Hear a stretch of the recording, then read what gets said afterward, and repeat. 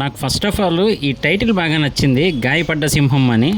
ఈ టైటిల్ ఒక హైలైట్ అంటే కనుక మనకి కేజీఎఫ్లో బ్యాక్గ్రౌండ్ వాయిస్ ఇచ్చారు కదా సుబలాక్ సుధాకర్ గారు. గాయపడ్డ సింహం నుంచి వచ్చే ఊపిరి గర్జన కంటే భయంకరంగా ఉంటుందని ఆయనతో ఆ నెరేషన్ చెప్పించడం ఇంకో హైలైట్ అని చెప్పొచ్చు. అన్నిటికంటే లాస్ట్ సీన్ అయితే మామూలుగా లేదనమాట.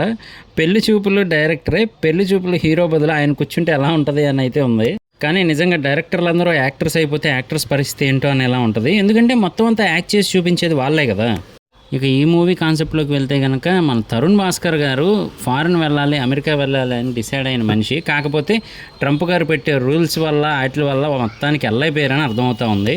కానీ ఇక్కడ ఒక వెరైటీ ఏంటి అంటే కనుక ఈయన ఆల్రెడీ ఒక అమ్మాయితో లవ్లో ఉన్నట్టు తెలుస్తూ ఉందన్నమాట. కానీ మరి ఎందుకు ఫైరా అబ్దుల్లా గారిని పెళ్లి చేసుకోవడానికి పెళ్లి చూపులకి వెళ్లాల్సి వచ్చింది అనేది మాత్రం వెరైటీగా ఉంది. తీరా అక్కడికి వెళ్ళిన తర్వాత ఆవిడ యూట్యూబర్ అని క్లియర్గా తెలుస్తూ ఉందన్నమాట. బ్యాక్గ్రౌండ్ ప్లే బటన్స్ కానీ అలాగే స్ట్రీమింగ్ విత్ శాలిని అని కానీ ఇవన్నీ చూస్తూ ఉంటే, కానీ ఒక మంచి ఫన్ మూవీ అయితే రాబోతుందని అర్థమవుతూ ఉందన్నమాట. అందులోనూ లాస్ట్లో టైటిల్ వేశారు, మీరు గమనించారో లేదో, దర్శక సింహం అని చెప్పి. డైరెక్టర్ వేరే ఆయన అయినప్పటికీ కూడా చమత్కారం మాత్రం మనం తరుణ్ భాస్కర్ గారి మూవీస్లో ఉన్నట్టయితే ఉంది. టైటిల్ దగ్గర నుంచి చివరికి టీజర్ అని రిలీజ్ చేయకుండా ట్రైజర్ అని రిలీజ్ చేశారు.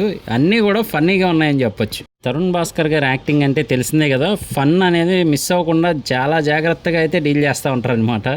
నేను ఇంకా అమెరికానే వెళ్ళలేదు, కానీ అప్పుడే నాకు వైట్ హౌస్లో ఫ్రెండ్స్ ఉన్నారు తెలుసా అని షో చేస్తున్నట్టయితే తెలుస్తూ ఉంది.